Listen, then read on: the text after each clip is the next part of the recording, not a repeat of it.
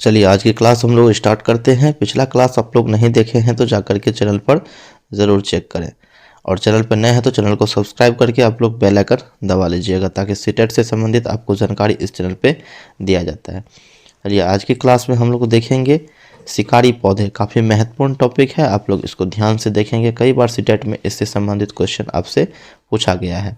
शिकारी पौधे में एक पौधा आता है निपेंथिस, ठीक है। निपेंथिस के बारे में बार बार सीटेट एक ना दो क्वेश्चन जरूर पूछ लेता है। तो यहाँ पे देखेंगे निपेंथिस क्या है। निपेंथिस जो है एक कीटभक्षी पौधा होता है। कीटभक्षी पौधा कहने का मतलब निपेंथिस पौधा जो होता है कई छोटे छोटे जीव जो होते हैं उनको अपने और आकर्षित करके उनका भोजन करते हैं। तो यह जो पौधा है ऑस्ट्रेलिया, इंडोनेशिया और भारत के मेघालय में पाया जाता है। आपको यहाँ से कथन के तौर पे दिया जाएगा। कथन में आपको यह सब पॉइंट देखने के लिए मिलेगा और आपको बताया जाएगा, आपसे पूछा जाएगा कि ये पौधा, ये कथन जो है किस पौधे के बारे में आपसे पूछा जा रहा है। तो आपको बताना है कि निपेंथिस पौधे के बारे में ये बताया गया है। तो कहाँ कहाँ पाया जाता है। तो पौधा जो है ऑस्ट्रेलिया, इंडोनेशिया और भारत के मेघालय में पाया जाता है। निपेंथिस जो की सुगंध कीड़ों को आकर्षित करती है। निपेंथिस जो होते हैं कि कीड़ों को आकर्षित करते हैं अपने सुगंध से। इन पौधों से एक सुगंध निकलता है, ठीक है। वो जो है अपने छोटे छोटे कीड़े होते हैं उसके ओर आकर्षित होते हैं, ठीक है। चलिए नेक्स्ट हम लोग देखते हैं। नेक्स्ट है अपना भोजन पचने का समय। काफ़ी महत्वपूर्ण है, इसको भी आप लोग ध्यान से देखेंगे। भोजन पचने का समय जो है, कच्चा दूध पचने में अधिक समय लगता है। कच्चा दूध जो होता है सब पचने में अधिक समय लगता है। लगभग इसको 8 घंटे का समय लग जाता है कच्चा दूध पकने में, ठीक है। आपको स्क्रीन पे हम आपको एक स्क्रीनशॉट देख रहे होंगे, तो आपको इसको जो है याद करना है किसको जो है कितना समय लगता है, ठीक है। चलिए आगे हम लोग देखते हैं। उबला दूध कच्चे दूध से जल्दी पचता है। उबला हुआ दूध जो होता है कच्चे दूध से जल्दी पचता है, ठीक है। उसके बाद पूरी तरह उबला अंडा जल्दी पचता है। पूरी तरह से अगर उबला हुआ अंडा है तो वह जो है जल्दी पच जाता है। कम उबला अंडा जो होता है पचने में अधिक समय लगता है। आप लोग कच्चा अंडा जो देखते हैं पचने में जो है अधिक समय लगता है, ठीक है।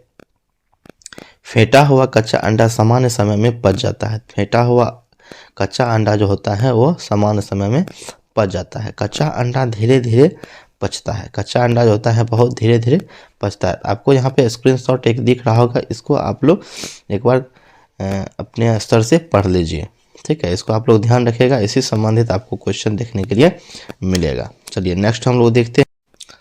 नेक्स्ट अपना है खाए आम बड़ा है महीने। काफ़ी महत्वपूर्ण है, इसको आप लोग ध्यान रखेंगे। अचार भरने से पहले कांच की बोतल धूप में इसलिए सुखाई जाती है ताकि नमी निकल जाए। तो आपसे कथन के तौर पे यहाँ से क्वेश्चन पूछा जाता है कि अचार सुखाने से पहले कांच को धूप में क्यों सेका जाता है। तो किस लिए सेका जाता है, ताकि जो है उसकी नमी निकल जाए, ठीक है। नमी रहने से अचार खराब हो सकता है। तो नमी अगर रहेगा कांच की बोतल में तो अचार जो है खराब हो सकता है। तो इसको आप लोग याद रखेंगे। चलिए हम लोग आगे देखते हैं। आगे है अपना वेलक्रो। काफ़ी महत्वपूर्ण है, आप लोग इसको याद रखेंगे। वेलक्रो की खोज जॉर्ज मेस्ट्रल ने 1940 में की थी। वेलक्रो की खोज जो है किसने किया था, जॉर्ज मेस्ट्रल ने किया था। जॉर्ज मेस्ट्रल कब किया था, 1940 में किया था। इसको आप लोग याद रखेंगे। पिछले बार सीटेट में पूछा गया था वेलक्रो की खोज किसने की थी, किसने किया था, जॉर्ज मेस्ट्रल ने किया था, ठीक है।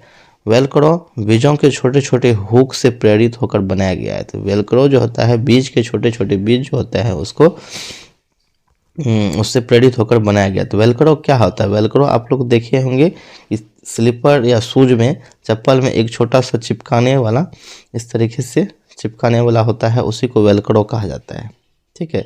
चिपकाने वाला होता है ना, उस तरीके से उसको उखाड़ते हैं तो चरचर की आवाज़ आती है, तो उसी को वेलक्रो कहा जाता है। तो वेलक्रो की खोज किसने किया था, जॉर्ज मेस्ट्रल ने किया था। और वेलक्रो बीजों के छोटे छोटे हुक से प्रेरित होकर के बनाया गया था। काफ़ी महत्वपूर्ण है, आप लोग इसको याद रखेंगे। चलिए नेक्स्ट हम लोग देखते। नेक्स्ट है अलग अलग देशों से आए बीज। अलग अलग देशों से आए बीज, किस देश से कौन सा बीज आया है उसको हम लोग देखेंगे। दक्षिण अफ्रीका से हरी मिर्च आई है, ठीक है। टमाटर, आलू, मूंगफली और अमरूद। अमरूद जो है दक्षिण अफ्रीका से आया है, काफ़ी महत्वपूर्ण है, आपसे सीटेट में इससे संबंधित क्वेश्चन देखने के लिए मिल सकता है, ठीक है। यूरोप से बंद गोभी और मटर आए हैं, यूरोप से जो है बंद गोभी और मटर आए हैं, ठीक है। अफ्रीका से भिंडी और कॉफ़ी बीन्स आए हैं, ठीक है। भिंडी और कॉफ़ी बीन्स जो कहाँ से आए हैं, अफ्रीका से आए हैं, इसको आप लोग ध्यान रखेंगे। सोयाबीन चीन से भारत आया है, ठीक है। जो सोयाबीन जो है पहले चीन में होता था, वहाँ चीन से आपको भारत में लाया गया है, ठीक है। काफ़ी महत्वपूर्ण है, आप लोग इसको ध्यान रखेंगे। नेक्स्ट है यहाँ पर खाद्य पदार्थों को सुरक्षित रखने के लिए घरेलू उपाय। खाद्य पदार्थ को सुरक्षित किस तरीके से रखा जाता है, उसका यहाँ पर कुछ घरेलू उपाय बताया गया है, तो आप इसको ध्यान में रखेंगे। दूध को उबाल कर सुरक्षित रखा जाता है। दूध जो है अगर कच्चा आप रखेंगे तो कभी भी फट सकता है, इसलिए उसको उबाल कर सुरक्षित रखा जाता है। आपको देखने में यह सिंपल लगता होगा, लेकिन सीटेट में इसी तरीके के क्वेश्चन पूछे जाते हैं। उसके बाद पके चावल उबाल कर कुछ समय तक सुरक्षित रखा जाता है। पके हुए चावल को जो है उबाल कर आप चावल जो बनाते हैं तो उसको सुरक्षित रख सकते हैं। चलिए नेक्स्ट चैप्टर है अपना बूंद बूंद दरिया दरिया। बूंद बूंद दरिया में एक धरसीसर आता है। धरसीसर काफ़ी महत्वपूर्ण है, आपसे पूछा जाता है। धरसीसर 9 तालाबों का समूह था। धरसीसर जो क्या है, 9 तालाबों का समूह है, इसको आप लोग याद रखेंगे। कई बार इस सेट में ये पूछा गया है 9 तालाबों को समूह को क्या था, तो वो था धरसीसर। धरसीसर जो था 9 तालाबों का समूह था। आप लोग धरसीसर के बारे में, इसे जैसलमेर के राजा धरसी ने बनवाया था, ठीक है। धरसीसर को जो किसने बनवाया था, जैसलमेर के राजा धरसी ने बनवाया था। एक तालाब भरने पर पानी दूसरे तालाब में चला जाता था। धरसीसर जो है इस तरीके से बनाया गया था, ठीक है। टोटल 9 तालाबों का समूह बनाया गया था, उसको जो है इस तरीके से एक दूसरे से कनेक्ट किया गया था। अगर एक तालाब भर जाता था तो पानी जो है दूसरे तालाब में ट्रांसफ़र हो जाता था, फिर दूसरे तालाब में इस तरीके से ट्रांसफ़र होता था, ठीक है। और उसने किसने बनवाया था, जैसलमेर के राजा जो थे, एक धरसी राजा ने उसको बनवाया था, ठीक है। सभी 9 तालाब के आपस में जुड़े हुए थे। आपको अभी बताया कि सभी 9 तालाब जो थे आपस में जुड़े हुए थे इस तरीके से, ठीक है। चलिए हम लोग नेक्स्ट देखते हैं। नेक्स्ट टॉपिक है अपना जल संरक्षण। काफ़ी महत्वपूर्ण है, इसको आप लोग ध्यान रखेंगे। उत्तराखंड में बारिश से झीलें भरने की खुशी मनाई जाती है। उत्तराखंड में जो बारिश होती है वहाँ पे झील भरता है, झील भरने की खुशी मनाई जाती है। कुएं सूखने के कारण मोटर से पानी निकाला जाता है, तो वहाँ के कुएं जब सूख जाते हैं तो मोटर से पानी निकाला जाता है, ठीक है। उसके बाद झीलों का समाप्त होना कुओं के सूखने का कारण है। झील जो है, छोटे छोटे झील जो होते हैं, उनका समाप्त होना जो है कुआं उसका महत्वपूर्ण कारण है, ठीक है।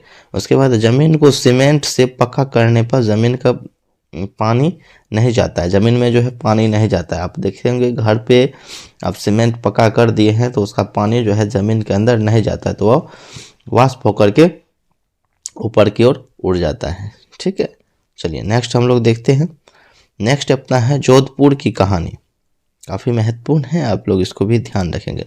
जोधपुर की कहानी में है 1986 में जोधपुर में भयंकर सूखा पड़ा था। काफ़ी महत्वपूर्ण है, आपको इसको याद रखेंगे कि 1986 में जोधपुर में भयंकर सूखा पड़ा था। लोगों ने पुरानी बावड़ियों की सफाई की। लोगों ने जब सूखा पड़ा था तो पुरानी बावड़ियाँ वहाँ पे थी, तो उसकी सफाई की थी। लगभग 200 ट्रक कूड़ा निकला था। बावड़ियाँ जो सफाई की था तो वहाँ जो है लगभग 200 ट्रक कूड़ा निकला था। बावड़ियों ने पूरे शहर को वो पानी दिया था। बावड़ी जो होता है इस तरीके से एक तालाब टाइप का बनाया हुआ था, ठीक है। उसको साफ़ करके उन्होंने 200 ट्रक कूड़ा निकाला था, और तो बावड़ी को साफ़ करने के बाद पूरा शहर को पानी बावड़ी ही दिया था। बाद में लोग फिर से बावड़ी को भूल गया, ठीक है। उसका वो जब सूखा ख़त्म हो गया तो बावड़ी जो है फिर से भरने लगा, उसको भूल गया। ये सब पॉइंट जो है आपको एनसीईआरटी में देखने के लिए मिल जाता है। चलिए नेक्स्ट देखते हैं हम लोग।